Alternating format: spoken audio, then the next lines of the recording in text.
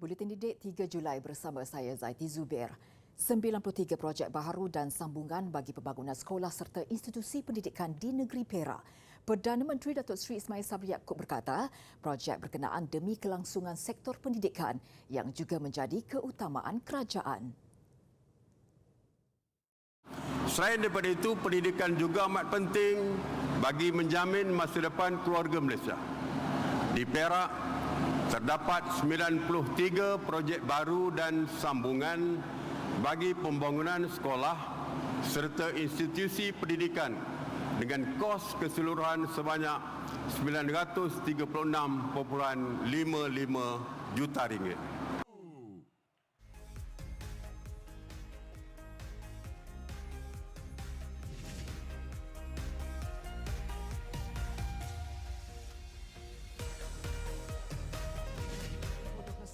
Akibat virus COVID-19. Sebelum meninggal dunia, bapanya bekerja sebagai dengan pengendali suami dan pada 10 tahunnya. dan kini ibunya bekerja sebagai ejen insurans untuk kebelakangan ini. Semoga sumbangan Yayasan Keluarga Malaysia hari ini menjadi pembakar keazaman kepada anak-anak ini. Yayasan Keluarga Malaysia Reruai Kementerian Pendidikan KPM dalam siri jelajah aspirasi keluarga Malaysia di Perak Darul Rizwan yang berlangsung selama 3 hari mendapat sambutan luar biasa. Antara pengisian program di Reruai KPM ialah membawa penampilan khas demonstrasi robotik teroka cipta Bitara daripada Pusat Genius atau Pintar Negara Universiti Kebangsaan Malaysia UKM.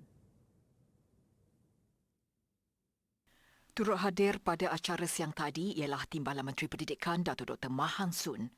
Selain itu, Reruai KPM juga menyediakan beberapa lagi program menarik seperti Bual Bicara KPM Mencipta Masa Depan bersama College Vocational, Perkhidmatan Pendidikan Khas dan Jom Masuk Matrikulasi. Acara yang berlangsung di Litar Datuk Sagor, Pasir Salah ini berakhir hari ini dengan jayanya.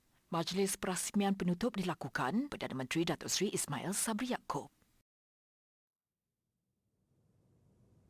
Penyakit tangan, kaki dan mulut HFMD di Johor semakin pulih apabila jumlah kes yang direkodkan menurun dengan ketara sejak beberapa minggu yang lalu. Jabatan Kesihatan Negeri memaklumkan hanya 366 kes dicatatkan minggu ke-26 berbanding 1,503 kes pada minggu ke-21. Sepanjang minggu lalu, sebanyak 28 tadika dan tabika di seluruh Johor diarah tutup apabila terdapat penularan kes di premis berkenaan. Bagaimanapun, semua premis terbabit dibenarkan kembali beroperasi selepas proses sanitasi. Sejak Mei lalu, Johor antara negeri yang mencatat peningkatan kes HFMD paling tinggi iaitu lebih 6 kali ganda berbanding tempoh yang sama tahun lalu. Kebanyakan kes yang direkodkan membabitkan kanak-kanak bawah umur 6 tahun iaitu sebanyak 614 kes diikuti umur 7 hingga 12 tahun sebanyak 22 kes. Manakala selebihnya berumur lebih daripada 13 tahun. 100 pelajar asnaf terima bantuan persekolahan sumbangan oleh Yayasan Pelajaran Mara YPM disampaikan pengerusinya Datuk Muhammad Razman Yaakob. Bantuan persekolahan kepada 100 pelajar asnaf dari Kolej Sultan Abdul Hamid ini bertujuan membantu meringankan bebanan pelajar dan keluarga memandangkan keadaan semasa yang menuntut ibu bapa berjimat cermat ekoran kenaikan harga barang di pasaran. YPM juga berharap dengan bantuan yang dihulurkan tidak akan menjejaskan proses pembelajaran pelajar berkenaan terutamanya yang sedang melakukan persiapan untuk peperiksaan utama tahun ini.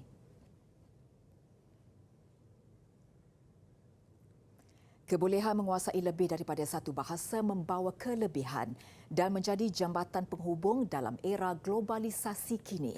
Segmen aktiviti minggu ini meninjau pelancaran Bulan Bahasa 2022 oleh Sekolah Kebangsaan Seri Perlis Kangar sebagai usaha ke arah kemenjadian murid yang multilingual.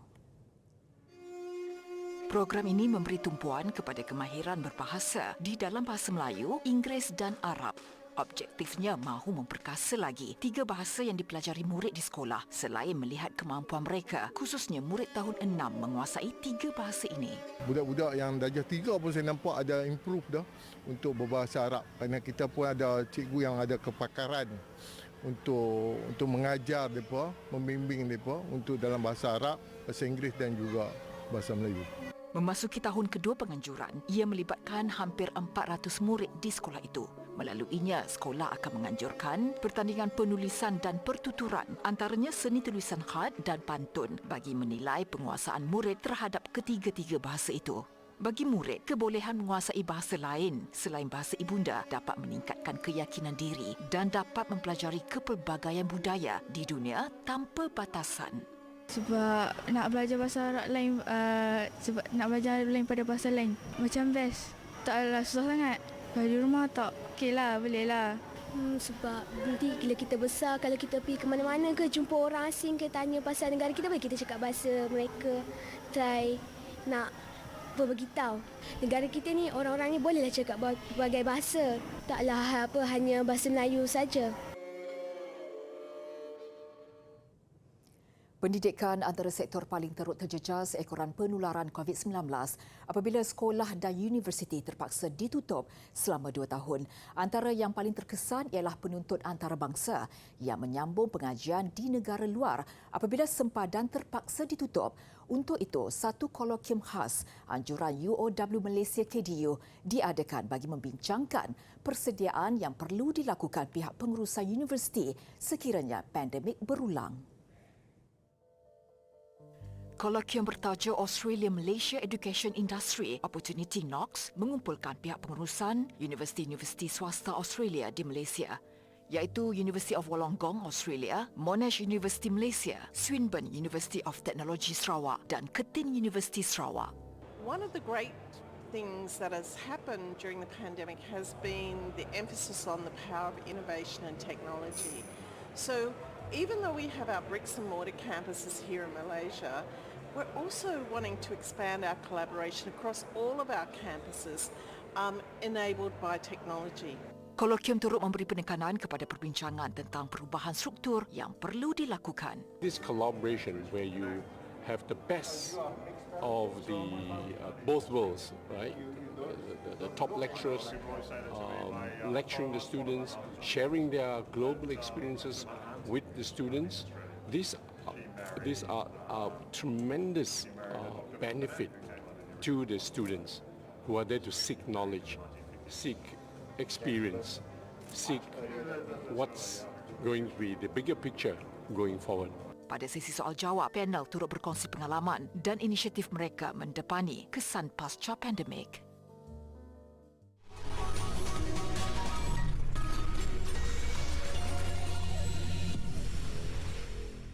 Bersua kembali, sebagai usaha menyerlahkan bakat pelajar dalam bidang reka bentuk pembuatan automotif dan inovasi, Universiti Pendidikan Sultan Idris UPSI menganjurkan formula Motorsport Education Competition FMEC 2022 di Litar Lumba Rakyat Kuala Selangor siang tadi.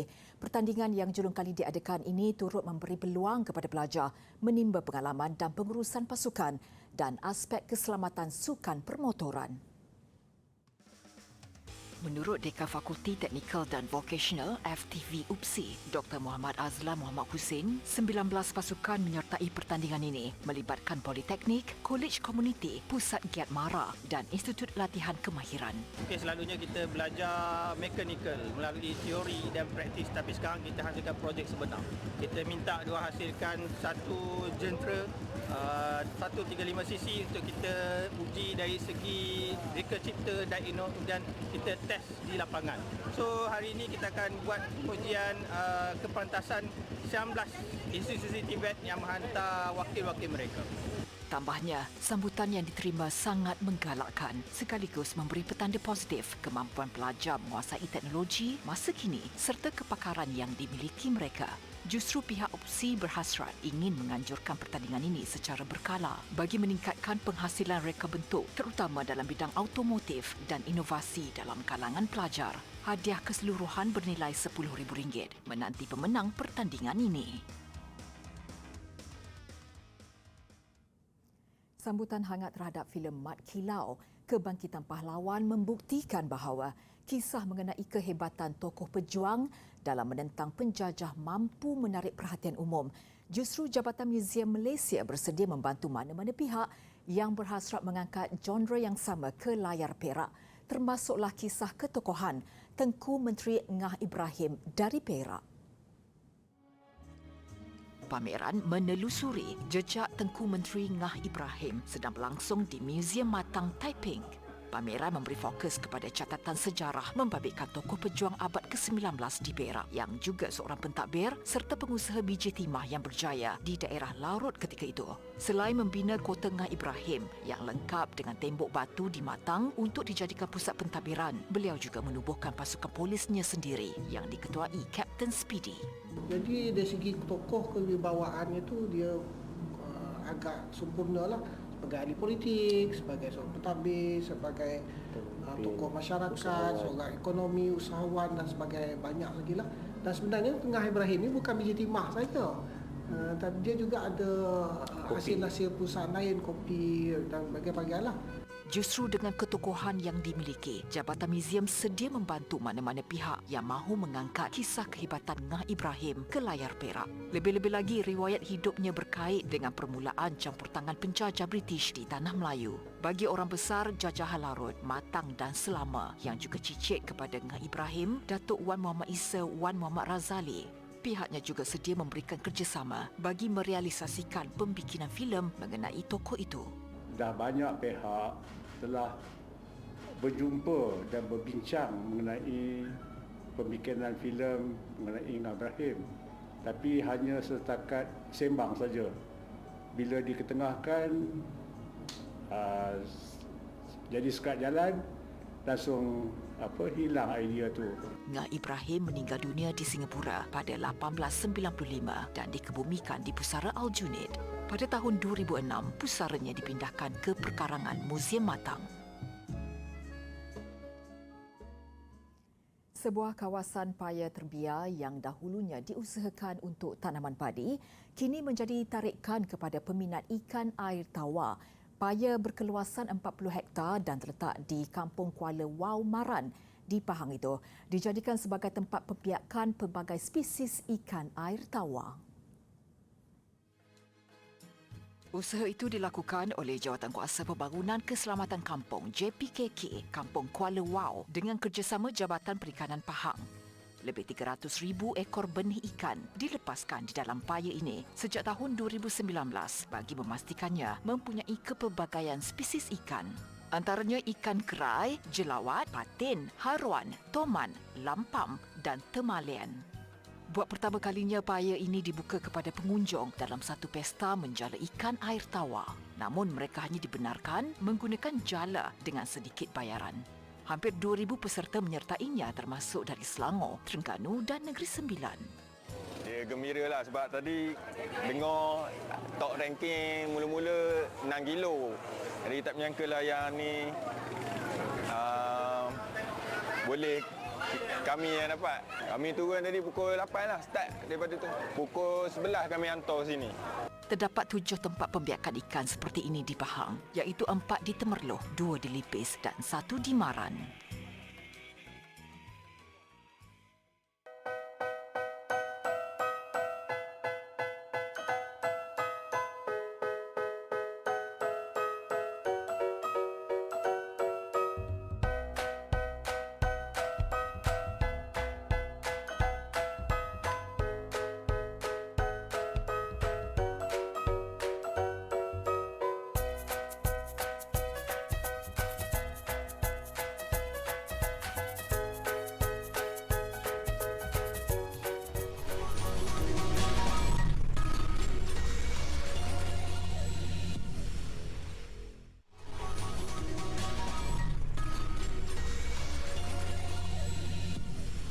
Bertemu kembali. Sesuai kemampuannya, anjing penghidu juga mampu mengesai USB microchip dan peralatan lain komputer seperti cakra keras. Ia antara himpunan terbaru kebolehan anjing penghidu selain mengesan bahan larangan dan barang selundup. Program dibuat pihak berkuasa Polis Australia bagi tujuan membantu mereka memerangi jenayah keganasan dan penderaan kanak-kanak. Ia membantu pihak berkuasa mencari barang yang kemungkinan terlepas pandang oleh mereka dalam operasi mencari. The dogs that we currently have out there predominantly search for USBs, microchips, any form of digital media that carries memory. Menurut Holmes, alat penyimpanan digital yang diperolehi oleh anjing berkenaan boleh digunakan untuk perbicaraan di mahkamah. atau setidak-tidaknya mengandungi fail bagi mengesan identiti penjenayah. Hanya anjing yang memiliki keistimewaan tersendiri layak untuk menjalankan tugas itu. We require the top 1% of dogs that we see through the program to succeed in this discipline. Mereka akan mula menjalani latihan sejak berusia 9 minggu. Selepas 3 bulan, baru mereka layak menjalankan tugas. Dan jika mereka melakukan tugas itu dengan cemerlang, mereka akan diberi hadiah untuk bermain dan bergerak bebas. Setakat ini, sebanyak 328 barangan dijumpai oleh kumpulan anjing penghidu itu daripada 74 operasi yang ditugaskan untuk mereka. Bermula dengan Canberra dan berikutan keberkesanannya, program itu kini diperluaskan ke Victoria, Australia Selatan dan Australia Barat. Guna telur palsu untuk melindungi penyu, itu antara yang dilakukan aktivis Australia bagi menyelamatkan spesies penyu dan pada masa sama dapat memastikan haiwan pemangsa seperti burung camar dapat hidup. Inisiatif itu diketuai oleh Perkhidmatan Hidupan Liar dan Taman-Taman Queensland. Kajian mereka mendapati kemunculan burung camar memberi ancaman kepada hidupan liar asal di bahagian selatan terumbu karang besar. Mereka yakin langkah itu dapat membendung pertambahan burung camar dan pada masa sama melindungi spesies lain yang sering dijadikannya mangsa seperti anak penyu dan anak burung lain. Jumlah burung camar semakin meningkat kerana pengunjung turut memberikan mereka makan. What they do is they remove the eggs and then they put pandanus seeds. Have you seen pandanus seeds? They look like eggs. Seperti Servino, hampir setiap pemandu pelancong di selatan terumbu karang besar ini turut menasihatkan pengunjung supaya tidak memberikan makanan kepada burung camar.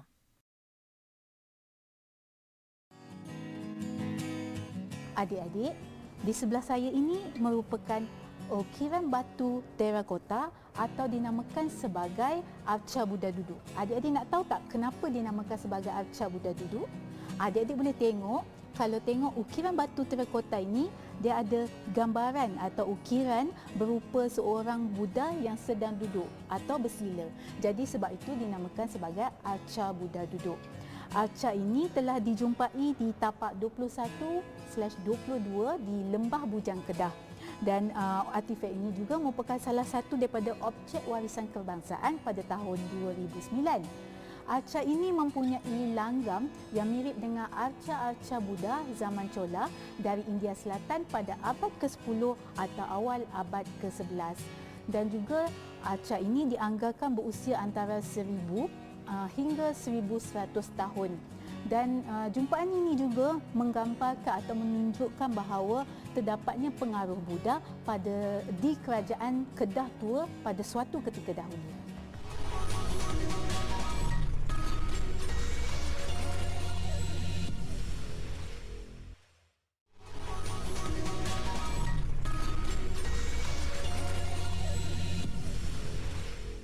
Sukan pemain Denmark Victor Axelsen nyata berada pada kelas tersendiri apabila berjaya merangkul gelaran sulung di terbuka Malaysia.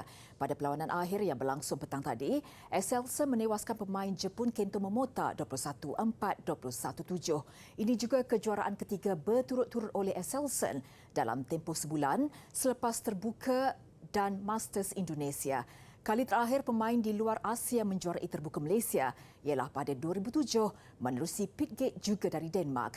Kejayaan itu membolehkan Axelsen membawa pulang hadiah wang tunai $47,250 Amerika atau kira-kira RM208,000, manakala Momota menerima $22,950 Amerika atau kira-kira RM101,000. Sementara itu, ketiadaan penampilan pemain negara di perlawanan akhir terbuka Malaysia hari ini sesuatu yang merugikan.